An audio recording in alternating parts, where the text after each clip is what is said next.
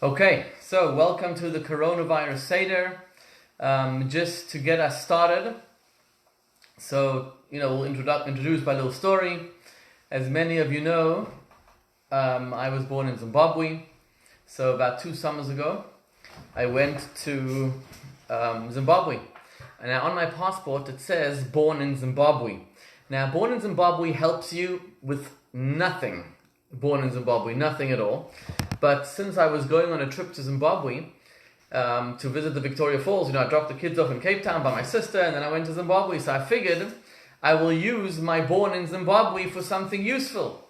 So we got to the airport. Went to passport control, and there's a long line, and there's Zimbabwean borns and regular borns. And the Zimbabwean borns are going straight through, and the regular borns have to pay a $40 fee. Now the Zimbabwean dollar is bankrupt, basically. It's worth like nothing. In Zimbabwe, by the Victoria Falls, they all charge you in dollars, like $10 a bottle of water, $10 entry, $10 this, $10 that. But anyways, what happened was, upon entry, I figured I would go to the born in Zimbabwe line. So I go to the born in Zimbabwe line, and the lady there says, you have to pay the $40 fee. I said, what do you mean? I was born in Zimbabwe. Says here, look, I was born in Zimbabwe. I figured that finally born in Zimbabwe will help me with something. So she thinks and she thinks and she thinks, and then she says to herself, it's not enough to be born in Zimbabwe, you have to live in Zimbabwe to save yourself that $40 fee. And I thought this was a tremendous lesson. As Jews, of course, we are Jews by the fact that we are born as Jews. But it's not enough for us to be born as Jews. We need to live as Jews as well. And especially in the reality where we find ourselves today with this coronavirus, with this pandemic, it's very difficult. It's very difficult to live as a Jew. There are people who are in isolation this year Seder. There's people who have to do the Seder for the first time in their lives. There's grandparents who are alone by themselves. There are singles who are alone by themselves. So it's very difficult to live as a Jew. But to get through the Seder on Wednesday night, I'm going to explain it all tonight, God willing. So here we go. By the way, the first Seder, 3,332 years ago, the Jews were also in quarantine. It says that was when the plague of the firstborn happened. So God smote the Egyptians' firstborn. It says that the Jews had to stay in their home and they could not leave during that time. So just like they were quarantined then, we are quarantined in today's Seder. So I have over here the Ka'ara. I hope you guys can see it. It's, one of my kids made this, but I'm going to show you each item. But basically on the top right, you need to have a zroa, what's called, which is like this little shank bone or chicken bone roasted, which we don't eat during the Seder. On the left-hand side, we have an egg, which is a korban chagiga, which is, it's also an egg is round, it's the sign of mourning. I'm going to explain each of these things as we go along. By the way, the egg, the custom is to eat it at the beginning of the Shulchan Aruch. The maror, which you see over here, we haven't yet grinded it. We can do this Tuesday probably to grind it, but this is the raw piece. Doesn't smell so bad now. So we'll get through all these items. I have over here the matzah, I have everything over here. Okay, so let's go through the 15 items of the Seder. By the way, today is the Lubavitcher Rebbe's birthday. It's his 118th birthday, so it's a special time, special to say l'chaim. It's a beautiful time. Okay, so the first thing we do is we light candles. Okay, I hope everybody has a Haggadah Shel Pesach. If not, you could just print it online, Chabad.org. You can print the Haggadah. First thing you do is, obviously after you've lit the candles, you say the Kiddush. So say the Kiddush. So we have, ideal situation is wine, red wine. This particular Joyvan wine does not knock me out at all. The other kind of wine, if I have 1 cup, I'll be knocked out for the rest of the night. So I don't have that. But the red wine is great. It's sweet. This is like, I think it's about 4%, 5%. So we take a cup, something like this. The cup has to be at least 86 milliliters. It's 2 mouthfuls of water. And it's ideal to drink the entire cup of wine in 1 shot. Now, you don't drink a sip and then go for a coffee break, another sip. You have to drink this thing in 1 shot. It should be at least 86 milliliters. That's 2 mouthfuls. But, wine on Pesach, it's a one time you can drink 4 koises, not 4 cases, 4 koises, 4 cups of wine. So you say the Kiddush. What is the spiritual significance of the Kiddush? So Kiddush means holy. The first thing we do at the Seder is we become holy people, a holy nation. You turn our phones off. I go away from my phone for half an hour and I have hundreds of WhatsApp messages. The WhatsApp pandemic, I call it. Literally, I have groups and groups and groups of WhatsApp. I have to say a special hi to my brother-in-law, Rabbi Yosef Lipska, who's joining us. Special hello to you all the way from Reading, Pennsylvania. Yes. Okay, so I can tell you that for me, the greatest blessing for me personally is to shut my phone off. Just to shut that phone off. And this year it's Thursday, Friday and Shabbat. Obviously in Israel not Friday, but Thursday, Friday and Shabbat. To shut your phone off for 3 days straight is such a wonderful, incredible and amazing blessing. Just to turn that phone off. To be holy means to delve into myself, to become one with myself, to switch off from the world, switch off from all the celebrities in the world. The first year we were in Manhattan, so I was walking on 5th Avenue on Rosh Hashanah, and while walking back from services, I'm on 70th and 5th Avenue, and I hear somebody screaming, "Rabbi!" from 2 blocks away, this elderly man, "Rabbi, stop!" So I look around, this guy comes running over to me, and he says to me, "Rabbi," I said, "Yes, what do you need?" He said, "I just flew in from California today. I need to hear the shofar." I said, "Great, Chabad Rabbi's dream, meeting somebody on Rosh Hashanah, you want to hear the shofar? That's amazing. Yes, let's blow the shofar." So the guy says, "Hold on, I have friends here with me." So he goes back 2 blocks, comes back 2 blocks with his granddaughter or goddaughter, I don't know who it was. So I blow the shofar for him on the street. And then I tell him, "What's your name?" He tells me his first name, John. And I'm like, "John, you look familiar. I don't know where you look familiar from." And then after I blow the shofar to him, I say, "I know where you look familiar from. I know you from the Chabad telethon. Your name is John Voigt. And the Chabad telethon in September in California, he's always raising money. I always watch that. I know you from the Chabad telethon." And he said, "Yes, that's John Voigt. I invited him for lunch. We spent 2 hours with John Voigt." And that following year on the Chabad telethon, John Voigt starts and he says, "Whenever I meet people, they tell me I know you from this movie or that movie. Whatever movie they've watched, I know you from that movie. But this year I met somebody and he knew me. Where did he recognize me from? The Chabad telethon." So Kaddish, the first thing we do on Passover is we switch off from this world, turn everything off. It's absolute blessing. What does it mean to be holy? Kadesh, Kiddush. What does it mean to be holy? What does it mean? Every single person on his or her level. They tell the story of Zusha, a great and holy Zusha. At the end of his life, Zusha Manapoli said, he started to cry. And he said, "I don't know if I'm going to the Garden of Eden or if I'm going to hell, to Gehenom." So his students asked him, "What do you mean? You such a tzaddik, you're an incredible guy. How come you don't know where you're going?" So he said, "If they ask me why I wasn't like Moses, I'll tell them I'm not Moses. If they ask me why I wasn't like Avraham Avinu, I'll tell them I'm not Abraham. But if they ask me why wasn't I like Zusha, then I won't know what to tell them." You see, each person has his or her potential, capacity to do good, to be holy. And that is the first thing we're doing on the Seder Pesach, to transcend ourselves, to become holy, to unleash our powers inside of us. So that is the first item of the Seder Pesach. We do the Kiddush. Again, ideal to drink the entire thing. We're going to drink 4 cups of these during the night. Number 2, second part of the Seder is Urchatz. Urchatz is to wash our hands. You see, by the way before the coronavirus, Jews were washing their hands. So, because one of the reasons is obviously to ask the children why. The children should ask us why we're doing things different. But we wash our hands just like we're washing for bread. So you wash 1, 2, 3, and then 1, 2, 3, and you say no blessing. What is the spiritual significance of this? In the spiritual significance, it means you got to work on yourself. It's time to cleanse ourselves during this period of isolation when we're all at home by ourselves. It's time to slow down from life. It's an opportunity to slow down. You don't have to go to work. You don't have to rush out of the house at 6 a.m. till 11 p.m. There's nothing going on. You could stay at home. It's time to connect with ourselves. Stop with the fast motion of life. Wash ourselves from the negative character traits. Focus on the important things in life. That is the Urchatz, the second stage. a couple, when I was a student, was about 19, 20 years old. So I studied in yeshiva in Kfar Chabad in Israel. I came home for Pesach. My father is a moihel. He did my bris. He actually did my bris many, many years ago. I think he practiced them. No, I'm kidding. He did my bris though. He did all my children's brisim.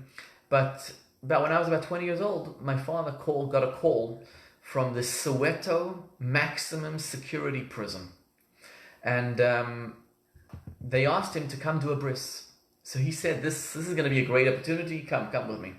So I went with him.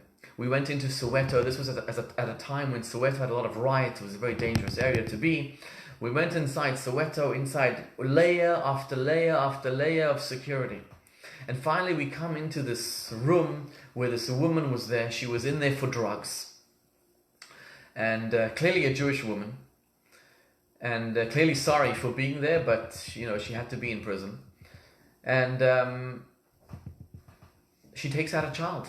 And my father says to me, you want to be the sandak, you want to hold the child? And I was too afraid. I said, you know what, I may be a son of a moil, but I'm not a moil myself. I'm not going to do it. But the child, my father did the bris on that child. And when it came time to naming that child, born in Soweto maximum security prison to a mother who was on drugs. When it came time to naming that child, my father asked me, what should we name the child? He asked the mother, do you have any particular name? She said, I don't know any Jewish names. The father, she doesn't even know who the father is. It was somebody from Nigeria.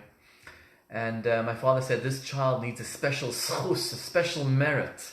So he named that child Menachem Mendel, the Rebbe's name, the Lubavitcher Rebbe's name. So there's a Menachem Mendel, born in Soweto, maximum security prison somewhere around. But this is what it means, urchatz, to get out of our problems, out of ourselves, to wash ourselves. Sometimes you need a bris to do that.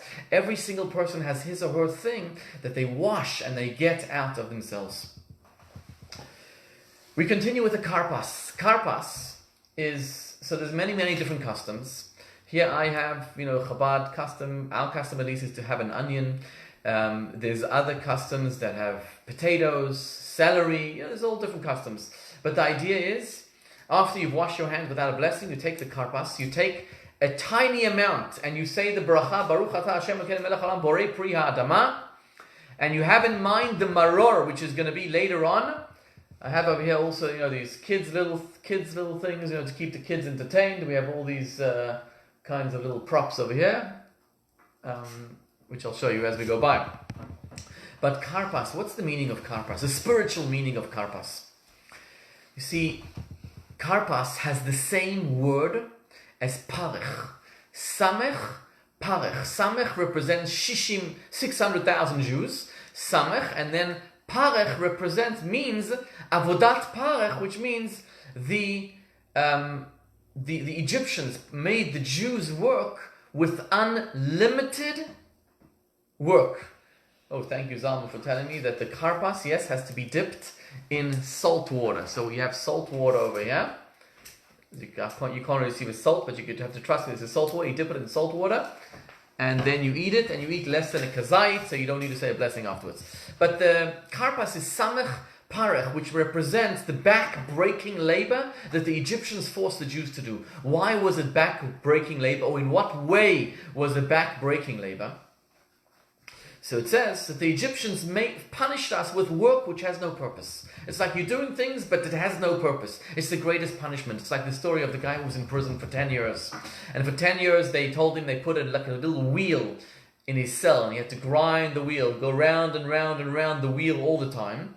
And he's imagining for himself what tremendous work he's accomplishing with that wheel. There's probably a factory behind that window. There's probably something happening there that he's accomplishing. Great feats and incredible things are happening. And after 10 years, he's released from his cell. And he goes outside. He wants to see what's on the other side. And what does he see? Absolutely nothing. Nothing was on the other side. And this broke him more than 10 years in prison. It broke him. Why? Because he was doing work for nothing. And this is the kind of torture that the Egyptians tortured us with. And this is the meaning of the karpas. In a spiritual sense, what it means is, when you focused on materialism, only on materialism, it's work without purpose. Karpas means step out of yourself, do some spiritual work, which has meaning, which will last forever. Coronavirus teaches us to step back into ourselves. Think deeply at a time like this. What does God want from me? Am I doing the right thing? It's like a global timeout. Think for yourself. Is the work that I'm doing on a daily basis, is it back-breaking work for nothing? Or is there meaning to my work? Is there something good that's going to come out of it? That is the karpas. We move now on to the yachatz. This is the fourth part of the Seder. The yachatz is where we take matzah. I have over here a little matzah. Let me just get it out. Little matzah. It should be a whole matzah. A round matzah, and what we do is we cut it in half, okay, and the bigger piece you put aside. Chabad custom actually we cut into 5, but never mind. You cut it, and you put the bigger piece aside for the afikoiman later on, and the smaller piece you begin to say the Seder on. What is the spiritual meaning of this? What is the spiritual ramifications of cutting and breaking this matzah? What this teaches us on a spiritual meaning is the ability to share. The greatest gift comes from taking of myself and giving it to others. It's like a candle. A candle, when you give one light to another light, so the candle doesn't lose anything by giving. It only allows another person to also have light without losing anything itself. That's why when you give of yourself, you're not losing anything. You're only giving to another person without losing anything whatsoever. So during this coronavirus, what we need to do is share. Share, bring out the best inside of us. If we have resources, share them, use them, utilize them for the good, for the best, for everybody else, for the entire world. And when you do that, you won't lose out. You know, the Talmud tells the story of Rabbi Akiva. Rabbi Akiva, the astrologist, told him that his daughter will die on the day of her wedding. The day she gets married, she will die. So Rabbi Akiva, okay, he goes ahead with his daughter's wedding. It was planned, beautiful ceremony. And the next morning, he sees that his daughter is still alive. But what happened is, his daughter wakes up in the morning with a snake right next to her. And what happened is, during the night, before she went to bed, she took the pin from her hair and she stuck it into the wall. And exactly on that spot where she stuck it into the wall was the head of the snake, and inadvertently she killed the snake. So Rabbi Akiva asked her, did you do any good deed on the day of your wedding? And she said, she thought, she said, you know what? During the wedding, there was a poor man who came to the wedding. And I saw that nobody noticed him and he had no food to eat, he had nowhere to go. So I took my own plate of food and I gave it to him. So Rabbi Akiva said, by you performing that act of charity, that act of kindness, you saved your life. You see, when you give of yourself, you don't lose, you only gain. And that is the message of the yachatz, of breaking the matzah and sharing it and moving one piece for the afikoman and keeping only the small piece for myself. You know, as part of our organization, most of you know, we have this Belev Echad, wounded IDF soldiers. So many years ago, there were 2 soldiers who came to us, and one of them, his name was Avichai. Avichai told us that him and his friend somehow got separated during a mission from their group. And when Avichai was a commander, so he instructed his fellow soldiers, to put on a bulletproof vest. I guess he wasn't in the mood for the vest, but he told him, put the vest on. And that's exactly what he did. So, a minute after he put on the bulletproof vest, his friend and him got hit by a mortar bomb. And basically, his friend, the mortar bomb cut the entire vest, but saved his life, and he came out of it without a scratch. But Avichai was injured badly with this mortar bomb. He had shrapnel all over him, despite his bulletproof vest on him. So his friend realized that Avichai saved his life. 10 minutes later, what happened is, as his friend lay crouched over there was a bearded terrorist which came right over there to them. And this terrorist took out a gun a rifle and was able to shoot Avichai in the hand, shattering his hand. His hand's paralyzed till today. And then the terrorist went and aimed the gun right at his head. And just then he thought, that's the end of my world, I'm going to die, that's it, I have no more hope. Just then his friend, who he had just saved his life, took his own gun and shot the terrorist dead. So Avichai saved his friend's life, and his friend saved his life. You see, that is the story of sharing and caring. When you give, it's like a candle, you never lose. Not only do you not lose, you only gain. We continue on to the next stage of the Haggadah, which is the Magid. Okay, remember the Haggadah Shel Pesach. You have the Haggadah. If you don't have the actual copy, print it from Chabad.org. It's very, very easy to obtain it. What is the Haggadah? So you tell the story of the Seder Pesach to your children. My children are all over the place. Comes down, show your face. My children are all over the place over here. They are watching the Seder attentively.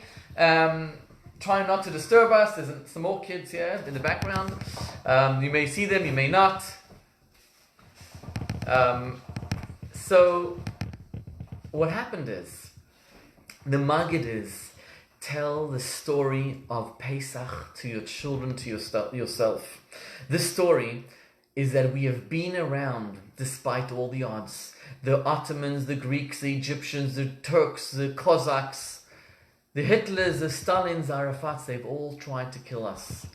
And we have persevered and survived despite all the odds. So when it comes to the coronavirus, we will persevere, we will overcome it. It's tough, it's hard, it's difficult, but we will overcome it. Where do we find the strength to do this? Where do we find the answers in the Magid? You see, a lot of people look for the answers everywhere else. Every other religion, every other thing, they look for all the answers everywhere. You know, I did a wedding a couple of years ago. I married a Chatan and Kala off. And after the wedding, you know, I always warn the Chatan and the Kala, they have to keep the Ketubah. Don't lose the Ketubah. If you lose the Ketubah, if you don't know where it is, you're in trouble. Don't panic, call me if you don't have your Ketubah, I'll let you know what to do.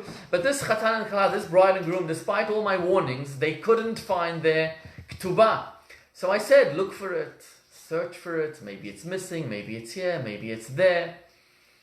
And the days go by, the days turn into weeks and the weeks into months, and I tell them, okay, we have to take out the nuclear option, we have to write another Ketubah, without getting into all the details, but it's another Ketubah saying that the first Ketubah was lost. So I said, after a few months, just look one more time. If you don't, next week I'm writing this new Ketubah, we'll take care of it. So the following week, a day before I'm supposed to write the new Ketubah, the Kala calls me, she says, I found it! I said, oh my God, that's great, where is it? And she says, you won't believe it, Rabbi. I looked everywhere for it. I looked in my car, I looked in my apartment, I looked under my bed, I looked by my parents' house, by my parents-in-law house, but the only place I didn't look is the tefillin bag of my husband. The Ketubah was in his talis bag. You see, we look everywhere for all the answers, but the answers are right by us. In the Magid. The Magid, the story that we tell, Avadim Hayinu, Hey Lachma Anya, the story that we tell to our children, to ourselves, that is the story, that all the answers are right there. The coronavirus, we will overcome it. As we say in the Haggadah, V'hi she'amda la'avoteinu v'lanu, shelo echad bilvad, every generation they come. V'hakadosh baruch hu matzilenu miyadam, God saves us from all our enemies. We continue with the next part of the Magid. The next part of the Haggadah, which is the Rachza. The Rachza is, again, we wash our hands. This time we say the blessing of Al Natilat Yadayim. So you wash 1, 2, 3, 1, 2, 3. You say the blessing this time. Here the connection to the coronavirus is pretty simple. Because as Jews, we know, you wash, and you wash, and you wash, and you wash, and you wash. This is what we've been doing for years and years. By the way, not just by the Seder Pesach, but every time you come out of the bathroom, out of the shower, out of a cemetery, we are always washing our hands. We continue with the next part of the Seder, which is the Motzi Matzah. So you washed your hands, and now you take the matzah. Now, first of all, I just want to share how much. Oh, this matzah just broke. How much matzah am I supposed to eat? So you're supposed to eat a kazait of matzah. Kazait of matzah is at least So this is cut off a little bit, but at least half a matzah, ideal 3/4 of a matzah like this. 3/4 of a matzah is what you eat. That's a kazait of matzah.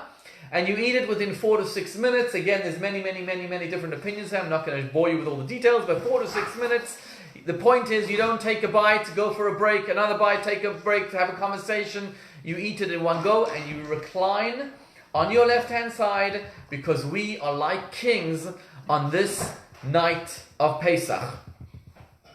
By the way, in the Haggadah, it tells you where to drink the second, third, and fourth cup of wine. By this time, you should have drunk the second cup of wine, which, as I explained earlier, is at least 86 milliliters. A cup like this obviously is fine, 100%, and ideal to drink the whole thing. Red wine is great. For those children around you, drink grape juice, but very ideal to drink wine. Okay, so the motzi matzah. So my favorite story of all time with the matzah, which I've told many times, some of you know. There's a Jew in our community. I love him. I think he's watching right now. We'll call him Yankel, so we don't reveal who he is. But every year, Pesach, I'm reminded of the story of the Shmura Matzah. You see, I give everybody Shmura Matzah. 1 year, his wife calls me and she tells me, you won't believe what happened the previous year. What happened? She says, my husband, Yankel, ate matzah, and he ate the matzah just like you told him to. You know, half a matzah, 3/4 of a matzah. You actually also have to eat it later on, bat afikoman, so you ate it twice. That's about a matzah and a half. And I think he overdosed on matzah because he had to be rushed to the emergency room because the matzah got stuck in his pipe somewhere in his esophagus. So he was rushed to the emergency room, and they did a scan and they tested him, and they discovered after removing the blockage that he had a very, very rare form of cancer. A deadly cancer that kills. Stage 4, why does it kill? Because you only discover it normally when it's stage 4. But this person, because the matzah blocked him, and he had a blockage and he had to be opened up, they were able to operate on him in time and save his life. So this Yankel every year eats Shmura Matzah. Yankel, I know you're watching. Eat the Shmura Matzah carefully, exactly the way I explained. That's how much matzah you eat. But what does matzah represent? You see, matzah is the bread of humility. It's flat bread, as opposed to the chametz, which is bread that has risen. This represents humility. We have it over here as well, with these little props for the kids. Chametz and matzah, which is bread that has risen and not risen. So the matzah represents humility.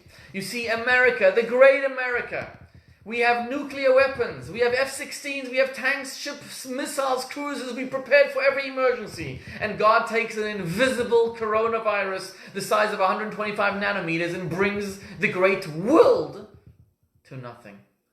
Humility. Humility. You know, we always think we know everything. You know, a couple of years ago, I was in Israel for the summer with my family. And it was a beautiful trip.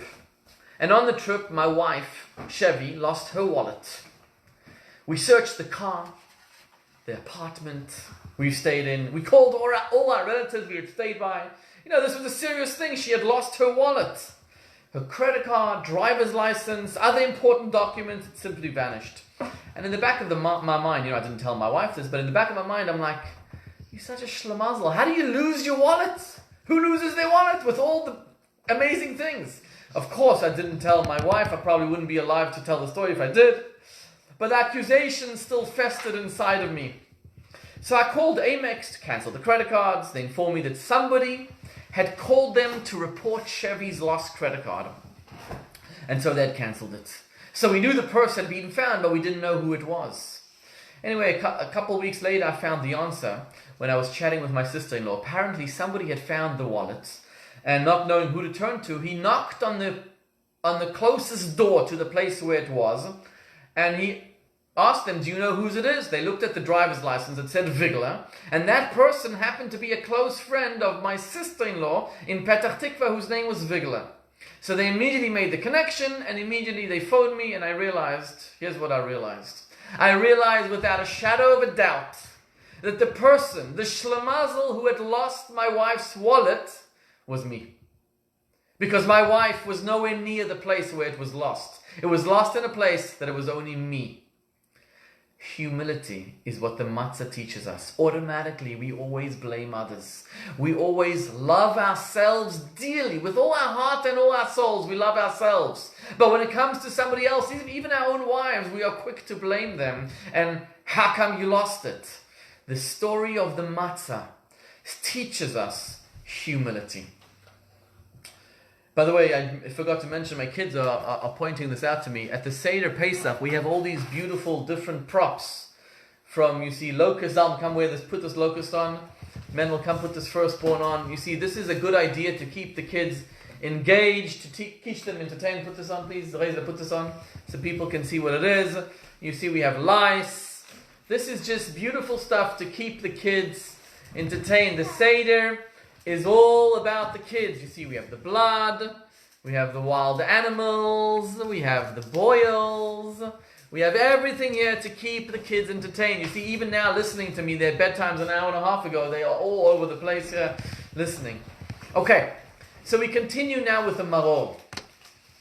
The maror, as I explained before, is a bitter herb. Maror, you need to eat a kazait. Now, I explained before that I didn't cut it yet. I'm going to grind it, and then it's actually going to taste bad. But the maror, you're supposed to eat a kazait of it, dip it in the charoset, which is here. I can't really show it to you because, but you're going to have to trust me, the charoset, which we'll come to in a minute. But the maror, why do we eat the maror? What is the spiritual significance of the maror? You see, in order to be free, you have to feel the pain of others. Feel for them. During this coronavirus pandemic, pick up the phone when it's not buzzing from WhatsApp and call 5 people, find out how they are doing. People in our community are delivering food packages, are delivering matzah to the elderly. Today I had 2 phone calls of people who are old. One of them's 90 years old, one of them's 85 years old, and they don't have any means, any ways of getting things. They are afraid to leave their apartment. Go out, help 5 people. You cannot experience freedom if you don't feel the pain of others. You know, there's a guy in our community, I see him is also watching here tonight.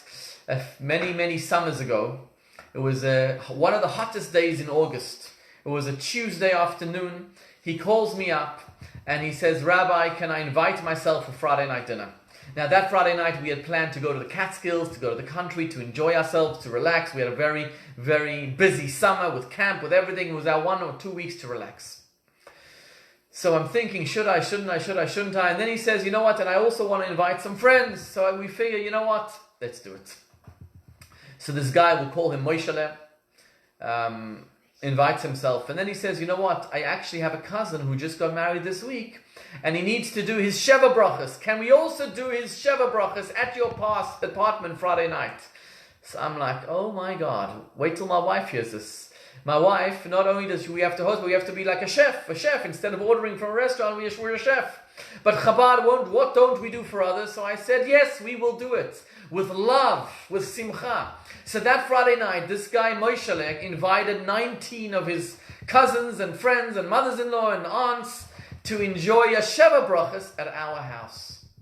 Turns out, from that, it was a little painful to stay in the apartment for Shabbat when we wanted to go on vacation. But from that blossomed the most beautiful relationship with Moishele. He's actually one of our strongest supporters today in our Chabad house. The young couple who got engaged and got married that night, Sheva Brachas we did for them, got very, very, very involved, volunteering hundreds of hours in our programs and communities. So when you give to others, you gain so much. Maror teaches us that even though sometimes it's a little bit of a bitter experience, a little bit, but in the long run, you cannot experience freedom without giving to others. We move on to the korech, which is the sandwich, the charoset. So the charoset, I'll take the charoset, there's different customs on how to do it, what to do, what the menu is here. But the charoset, you take it basically with a little bit of lettuce here. By the way, the maror also you take with a little bit of lettuce, romaine lettuce, and you basically take a matzah, right? Take a matzah, make a little sandwich, put the maror, the charoset, dip it in a little dot of red wine, make a sandwich, and you eat it, you crunch it. Over here also it should be a kazait of matzah, so that's 3/4 of a matzah ideally, and you eat it. What is the spiritual significance of a sandwich? A sandwich means when you are fearful in light of the coronavirus, when you don't know what's going to be, what's going to happen, life is so tough, realize that you are sandwiched by God. God is sandwiching you. God is protecting you. You ever wonder why when you go on a flight, I myself, I'm very, very nervous to fly. I'm scared of heights. But when you go on a flight, you get on the pilot, you get on the flight, and you don't Google the pilot. You have no idea who the pilot is. But when you get under the knife for a surgery, you will Google the surgeon. You will find out who that surgeon is. I want to know how many surgeries this surgeon has performed. I want to review him. I want to read all about him. Why don't we do that? Why don't we Google the pilot? And the answer is very simple. Because the pilot is not going under the knife. The pilot is there with you. The surgeon is not going under the knife. He's performing the surgery. So yes, I'd like to know who he is. But the pilot, I don't need to know because he's there with me. God is the pilot. God is there with me all the time. God is the sandwich, represents that idea that God is always sandwiching us. He is always protecting us. The next stage of the Haggadah is Shulchan Aruch. Here many people have the custom, including myself, to take the egg, the round egg, pass it to everybody, and everybody eats the egg. You dip it in salt water, which is right over here. You see I have the salt water. And we eat it at the beginning of the meal. By the way, the wine, every participant, as opposed to Kiddush and Friday night, every participant drinks of the wine. What's the Shulchan Aruch? What's the spiritual significance? You see, at the end of the day, with this coronavirus, we see that God wants us to stay home. I myself have never eaten breakfast, lunch, and dinner with my kids, with my family, every single day. It's a machaya. Shulchan Aruch, eating that meal at the Seder with your loved ones. At the end of the day, God wants us to spend time with our loved ones. The Kohen Gadol, the highest, most exalted spiritual person, who performed the most spiritual service, the incense, on Yom Kippur, the holiest day. He had to be married. If he wasn't married, he could not perform the service. And at the end of the Yom Kippur service, the whole congregation followed him to his house because he had to take that spirituality into his home. You cannot be complete unless you are married and have shalom bayit at home. You know the joke I always tell, the guy who comes to the rabbi and he says, "Rabbi, my wife is trying to poison me." So the rabbi says, "I know her, she's not trying to poison you. Go, let me talk to her." So the guy comes to the rabbi, and I'm just moving this down here. The guy comes to the rabbi, the woman comes to the rabbi, and the rabbi speaks to her for 3 hours. The guy's waiting outside, he's waiting. What's the rabbi taking so long? What's taking so long? You know, he's sent his wife to talk to the rabbi about poisoning him. After 3 hours, the wife comes out, the husband calls the rabbi, "Rabbi, no, does she want to poison me? What's going on?" So the rabbi says, "You want my advice?" He says, "Yes." Take the poison. You see, shalom bayit is so important.